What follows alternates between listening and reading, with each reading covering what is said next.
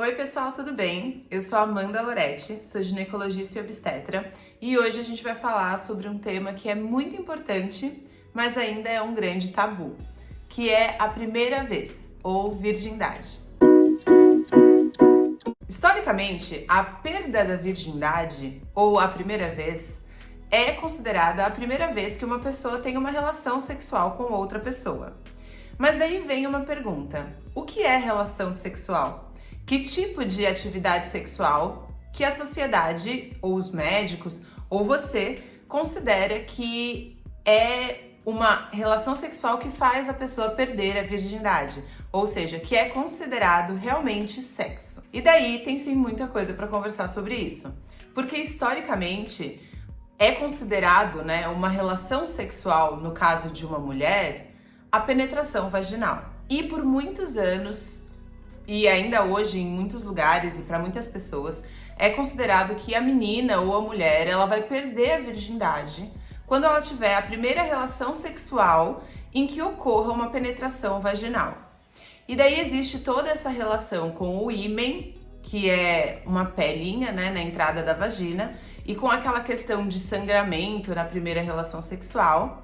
E historicamente, culturalmente, na sociedade que a gente está inserida hoje em dia, no geral, a maioria das pessoas considera então que a perda da virgindade, no caso de uma mulher, é quando ela tem a primeira relação sexual com um homem e nessa relação ocorre a penetração vaginal e então ela perdeu a virgindade. Mas será que é tão simples assim? Vamos imaginar algumas outras situações. Digamos que uma mulher, ela tenha relação sexual com um homem e que ela não tenha penetração vaginal, mas eles passem a noite juntos, façam vários amassos, realizem outras modalidades de sexo, como sexo oral ou sexo anal, e não tenham penetração vaginal. E que essa mulher, ela tenha esse tipo de relação, por qualquer motivo que ela não está tendo penetração vaginal, não importa, durante anos com esse parceiro. Será que a gente pode considerar que essa mulher que tem atividade sexual frequente, mas que por acaso, por qualquer motivo, nunca teve penetração vaginal, ela é virgem? Ou então, uma mulher que já realizou sexo oral com várias pessoas, mas que nunca teve penetração vaginal, ela é virgem? Ou ainda, mulheres lésbicas, que só têm relação com outras mulheres e, portanto, nunca tiveram uma penetração vaginal por um pênis, mas que podem ter tido penetração vaginal com objetos, com vibradores, enfim, ou nunca tiveram penetração, mas têm atividade sexual com mulheres a vida inteira. Essa mulher é virgem?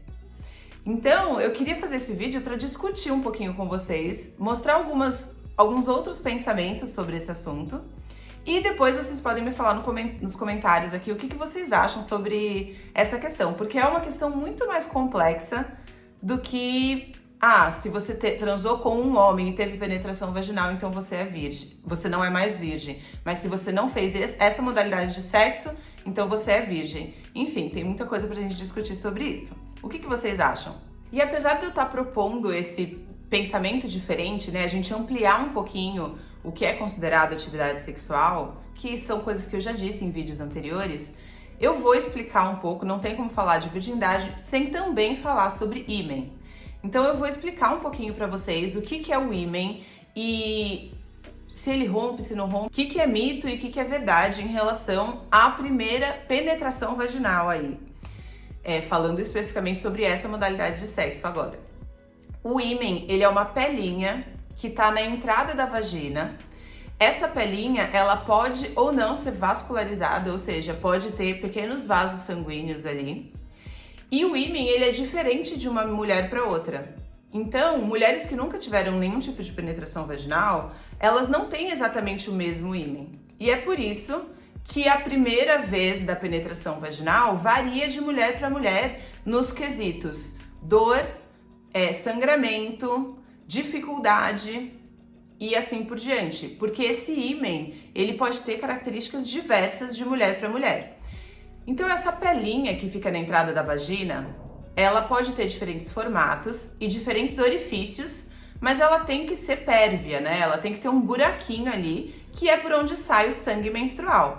Então pensa, uma menina, ela vai começar a menstruar aí com 12 anos, por exemplo, e digamos que ela vai ter a primeira relação com 18, dos 12 aos 18, ela vai continuar menstruando, né? E esse sangue, ele vai sair do útero, passar pela vagina e sair para o meio externo.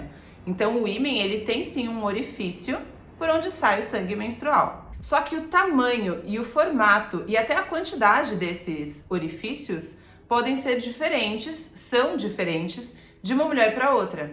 Então vocês podem ver aqui nessa imagem que existem diferentes tipos de ímen, ou seja, diferentes tipos de orifício que ficam presentes nesse ímen por onde o sangue sai. Existem os ímens que são mais abertos e que possuem um orifício central. Existem ímens que possuem 2 orifícios centrais. Existem ímens que não tem um buraco grande, né, um orifício grande, mas tem vários pequenos furinhos. Existem ímens mais fechados e ímens mais abertos, e isso varia de mulher para mulher. E outra característica é que também existem ímens que são mais elásticos, ou seja, que eles esticam, se você tentar esticá-lo, e ímens que são menos elásticos e mais rígidos. Então, por exemplo, quando uma mulher vai ter a primeira penetração vaginal, seja por um pênis ou por um objeto, não é certeza que esse ímen vai romper. Então, assim, o que é a rotura do ímen? Digamos que tem, né, esse anel, a vagina tá aqui e o anel tá aqui, né? Então, aqui tem essa pele, que é bem fininha. Quando a gente penetra a vagina, pode ser que rompa essa pele em algum lugar. E em vez de ficar um negócio assim, ele abre uma partezinha aqui. E esse rompimento de uma ou mais partes dessa pelinha, que chama ímen, pode causar sangramento, pode causar dor, mas pode não causar nada. E, além disso, pode não romper o ímen. Se a mulher ela tem um orifício um pouco maior e um ímen elástico, ela pode sim ter relação sexual com penetração vaginal ou com penetração de objetos e esse ímen não romper. Então, assim, é sabido, né, que às vezes a primeira vez não rompe o ímen e não sangra, mas às vezes pode ser que sangre na terceira vez que você tá tendo relação com penetração vaginal. Mas também pode ser que nunca sangre, porque pode ser que você tenha esse ímen mais elástico e que, na verdade, ele vai só alargar e não vai romper. E vem daí um dos grandes mitos da sexualidade humana e da sexualidade feminina. É possível alguém levar você no médico e, através do exame físico do médico, ele atestar com certeza se você teve ou não penetração vaginal? Não tem como fazer isso. Primeiro que é extremamente antiético e isso não é mais realizado hoje em dia, aqui no Brasil pelo menos, né? Segundo o Código de Ética Médica, você não pode examinar o corpo de uma pessoa, e isso geralmente acontece com adolescentes, né? Contra a vontade dela, para dar uma resposta para a mãe, por exemplo, né? Isso é completamente antiético e não é mais realizado, ou pelo menos não deve ser realizado atualmente.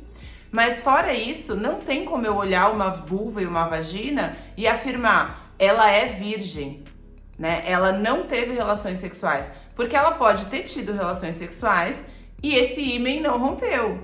Então, não existe esse atestado de virgindade, sabe? Que às vezes a gente vê em filme ou, infelizmente, algumas famílias ainda buscam hoje em dia. Isso não tem nenhuma base médica. E devido a diversos fatores, a virgindade da mulher tem sido muito relacionada ao ímen, a essa pele. E é justamente isso que eu quero questionar, né? Eu já disse no começo do vídeo que existem mulheres que são super experientes sexualmente, mas que possuem um ímen íntegro, que não praticam essa forma de relação sexual, que seria a penetração vaginal, mas que praticam outras formas de relação sexual. Então, eu proponho que a gente comece a pensar de forma mais crítica sobre o que é realmente relação sexual. Porque mesmo dentro de um casal heterossexual, homem e mulher, existem diversas modalidades de relação sexual. E quando você vai explicar o que é sexo para uma pessoa mais jovem, para uma pessoa que ainda não iniciou a vida sexual, você, como adulto, como pai, como cuidador, como professor, você tem uma responsabilidade muito grande de passar para essa pessoa que é totalmente virgem no sentido de inexperiente quanto a qualquer coisa relacionada à sexualidade, você tem uma responsabilidade muito grande de passar essa informação para ela de uma forma que seja mais gentil, de uma forma que seja mais holística, né? De uma forma que seja mais real, porque e isso é uma coisa que eu vejo muito no consultório, né? Que eu acredito que tem diminuído, porque eu acho que a informação sobre a sexualidade tem se tornado, sim, cada vez mais acessível aos jovens, aos adolescentes e pré-adolescentes. Mas, ainda assim, é uma coisa muito comum que eu vejo, meninas jovens, né, adolescentes, que praticam sexo oral à torta e à direito, com vários parceiros, sem preservativo, né, sem proteção, se expõem dessa forma, mas acreditam que são virgens e que está tudo bem, que não tem, né, assim, é como se o sexo oral não fosse sexo e não tivesse consequências que sexo tem. Porque todas as modalidades da intimidade sexual têm consequências. E daí eu não digo só das consequências de gravidez e doença, mas consequências emocionais, consequências dentro do desenvolvimento sexual do humano, das pessoas, né? Então, quando você ensina para uma pré-adolescente que sexo é penetração vaginal, você automaticamente está excluindo as outras modalidades de sexo. Geralmente, né, muitas famílias colocam a penetração vaginal como uma coisa muito perigosa, porque daí você pode engravidar e você pode pegar doença, mas você exclui os outros tipos de sexo. E essa menina, e agora eu trabalho com mulheres, né? Essa menina que ouve isso, ela pode sim tender a colocar a penetração vaginal como essa coisa super grande e grave e perigosa e que ela vai esperar mais tempo, mas em contrapartida, as outras modalidades de sexo, ela banaliza. E isso pode sim ter consequências tão graves quanto uma penetração vaginal banalizada e realizada sem segurança. Então, todo o jeito que você conversa, né, o jeito que a gente conversa com os adolescentes sobre segurança sexual, sobre sexualidade positiva, sobre respeito ao próprio corpo, deve ser mais completo, deve abordar essas questões de o que é sexo, né? E até eu tenho dúvidas sobre isso, o que eu considero perder a virgindade. Mesmo eu que estudo sexualidade, tenho dúvidas quanto a isso. Porque quando a gente começa a estudar casos, né, pegar casos de algumas pessoas específicos que têm uma história um pouquinho diferente do comum, você começa a pensar, poxa, mas essa pessoa é virgem? E não é assim, mas daí, enfim. Então eu penso por dois lados, assim. Eu acredito que sexualidade, né, a expressão e a vivência da sua sexualidade não necessariamente envolve uma outra pessoa. Você pode desenvolver a sua sexualidade sozinha, através da autoexploração do corpo, da masturbação. Então, por exemplo, tem uma história que me fez pensar muito sobre isso, que é uma paciente de 30 e poucos anos que nunca teve relação sexual com outra pessoa, nem homem, nem mulher e nem de nenhum tipo. Então ela, teoricamente, é uma mulher virgem, certo? Só que, e daí ela precisava, por um motivo médico, realizar um ultrassom transvaginal. E daí o ultrassom transvaginal, no geral, não é realizado em pessoas virgens porque pode romper o ímen. Só que ela não tinha um ímen íntegro, porque ela praticava a sua sexualidade sozinha. Então ela praticava masturbação com penetração vaginal sozinha, em casa, né, com sex toys, né, com vibradores. Ou seja, ela tinha uma vagina que já tinha sido penetrada diversas vezes. Então ela poderia fazer o ultrassom transvaginal, porque não ia alterar nada ali, né? E parênteses, né, tem até essa questão de que, enfim, eu sou ultrassonografista, eu realizo ultrassom transvaginal e eu discordo dessa questão de ser proibido realizar ultrassom transvaginal em mulheres virgens, porque na verdade o que importa é o que essa mulher deseja e aceita que seja feito com o corpo dela, visto o objetivo da realização do exame. Então, fecha parênteses, mas voltando ao caso, né? E essa mulher procurou um laboratório para fazer o exame e na ficha estava escrito lá, você é virgem? E ela pensou, bom, nunca tive relação com ninguém, sim, sou virgem. E ela foi proibida de realizar o exame. Então, assim, é muito mais complicado do que a gente pensa, né? E aí eu vou colocar algumas informações para vocês pensarem se vocês acham que essa pessoa é virgem ou não. Então, por exemplo, uma mulher que fez sexo oral em 20 homens diferentes, ou uma menina na escola que fez isso, mas que nunca teve penetração, ela é virgem? Eu considero que não. Uma mulher que é uma pessoa que, por algum motivo religioso ou, enfim, social e cultural, quer casar virgem, então ela não quer ter relação vaginal antes do casamento. Mas daí, para compensar, antes do casamento, ela tem relação com diversos homens, oral e anal. Essa mulher é virgem? Eu considero que não. Uma mulher que é lésbica e que nunca transou com outro homem e que nunca teve penetração vaginal, mas que pratica relação sexual lésbica com mulheres durante a vida dela. Ela talvez tenha um ímen íntegro, mas ela é virgem? Eu considero que não. E a gente pode pensar o contrário.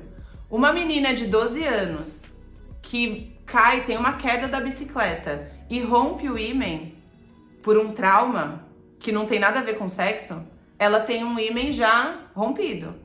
Ela deixou de ser virgem? Eu acredito que não, eu acredito que ela é virgem. Agora, uma questão que é a que eu ainda tenho dúvida, que é uma mulher que nunca teve relação com outras pessoas, como essa do caso do laboratório que eu contei, mas que pratica a sua própria sexualidade sozinha, com ou sem penetração vaginal, mas que tem uma sexualidade viva, uma sexualidade saudável, mas que é sozinha, não é com outra pessoa. Essa mulher é virgem? Daí eu tenho um pouco de dúvida. E a gente vai falar agora sobre conceitos, né? A gente pode pensar a virgindade como você perder a virgindade a partir do momento que você começa a exercer a sua sexualidade, e isso pode ou não envolver outras pessoas, ou considerar que você perde a virgindade quando você começa a realizar a sua sexualidade com outras pessoas, contato com outro sujeito. E daí existem essas duas vertentes. No geral, eu acho que eu tendo a considerar mais que a pessoa ela deixou de ser virgem quando ela está interagindo sexualmente com outra pessoa, independente da modalidade de sexo. Porque essa mudança entre você exercer a sua sexualidade sozinha e você exercer a sua sexualidade com outra pessoa é uma mudança muito grande, que envolve muitas coisas. Desde alterações e riscos, entre aspas, físicos, até uma grande mudança emocional, cultural, social, de como se relacionar sexualmente com outras pessoas. Quando você vai conversar com uma pessoa que nunca transou e que não exerce a sua sexualidade e vai orientá-la sobre o que é a sexualidade, no geral aqui, hoje em dia, na nossa sociedade, a gente tende a focar em dois aspectos. A gente vai falar sobre gravidez e sobre doenças, tanto para os meninos quanto para as meninas. Eu vou focar agora nas meninas, né?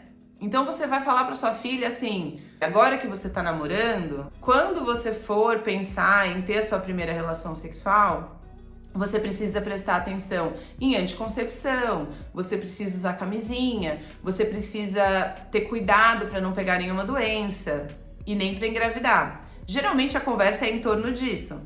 Toma cuidado, transar é uma coisa que, ok, eu sei que vai acontecer pra você, muitas vezes os pais não querem que aconteça, mas eles sabem que vai acontecer, e na verdade a sua orientação acaba sendo um medo, né, uma amedrontação, assim. Então tá bom, você vai transar, mas use camisinha, tá bom, você vai transar, mas use anticoncepcional, porque você não pode engravidar e você não pode pegar doença. E é válida essa preocupação, essa orientação, ela deve sim ser dada. Mas por que a gente não também fala sobre as coisas boas da relação sexual?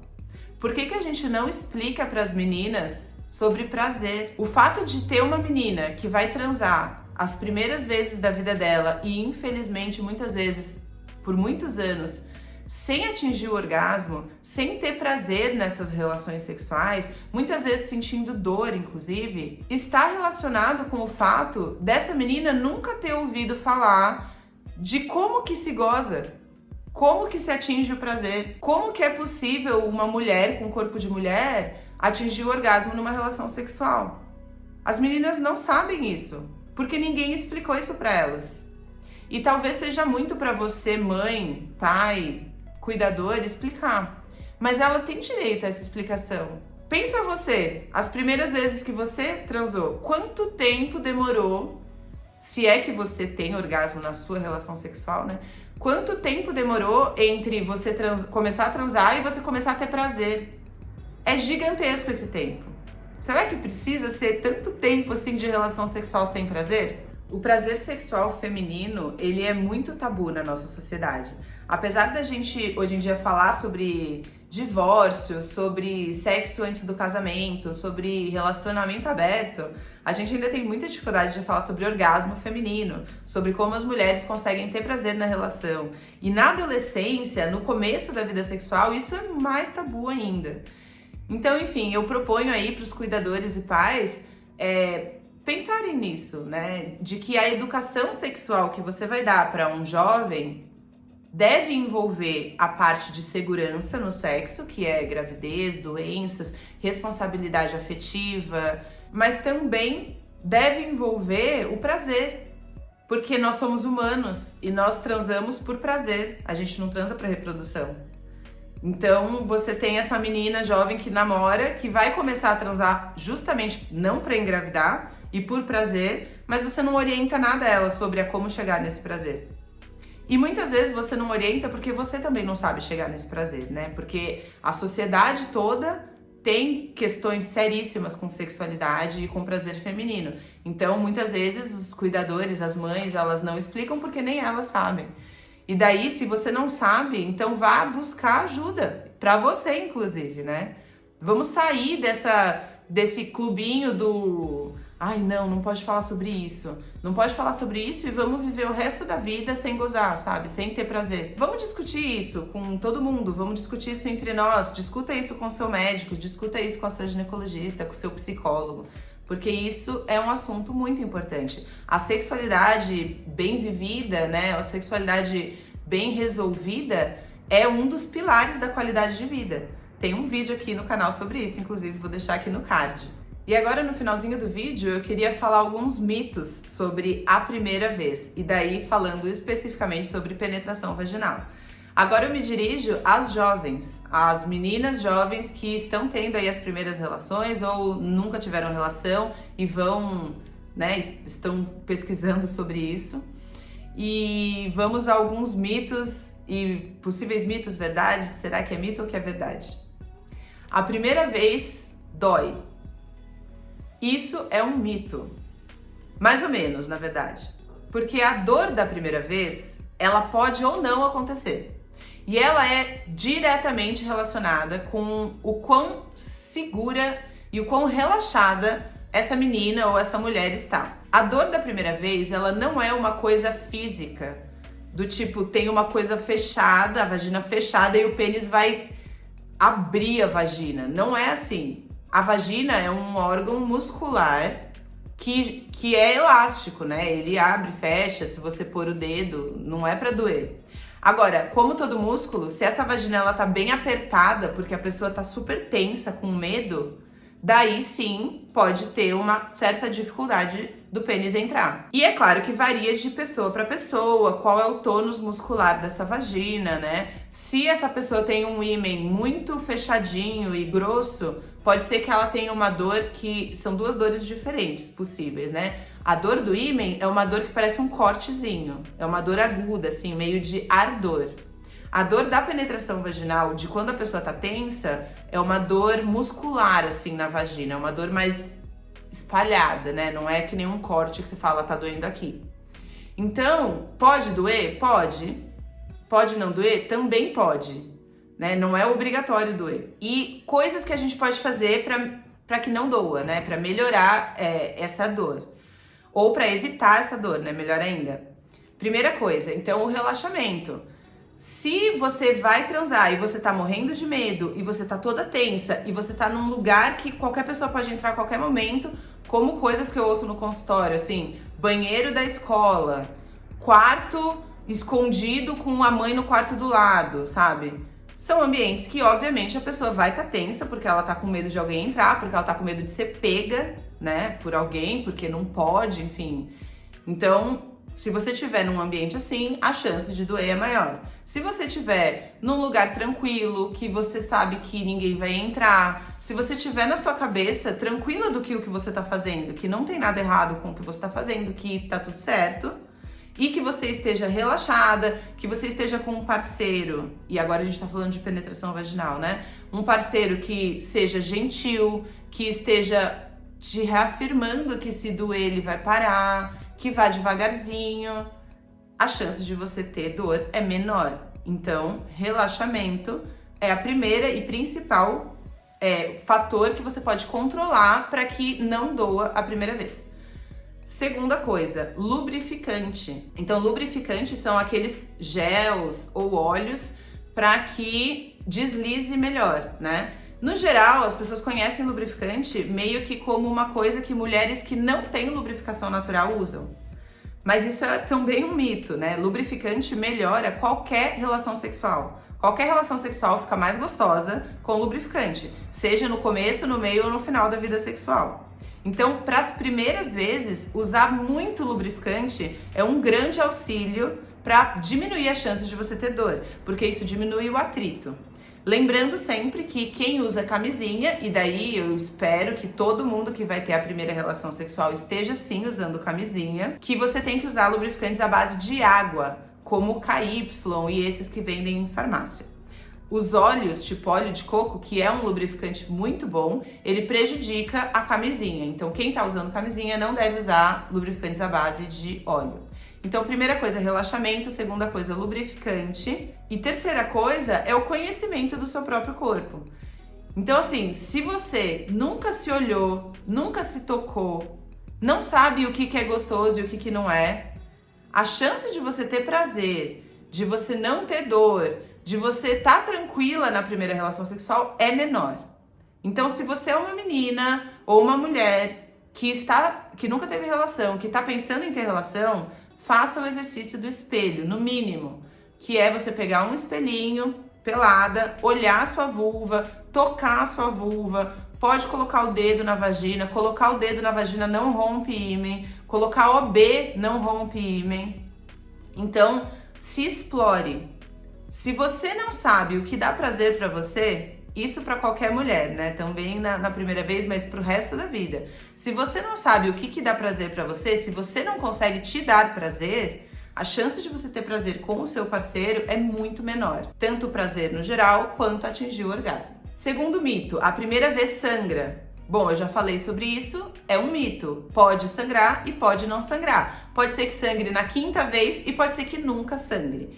Esse sangue pode ser que, quando sangra, pode ser que sangre só um pouquinho e pode ser que sangre um tanto assim, de sujar tudo mesmo. Terceiro mito, que eu também já comentei, é que tem como alguém olhar você, a sua vulva, a sua vagina ou a sua cara e falar, você já transou na vida. Isso é um mito, não tem como a gente saber isso. Pode ser que sim, pode ser que não. Então não tem como um médico dar um atestado assim de ela já transou ou ela nunca transou. Não existe isso. Quarto mito.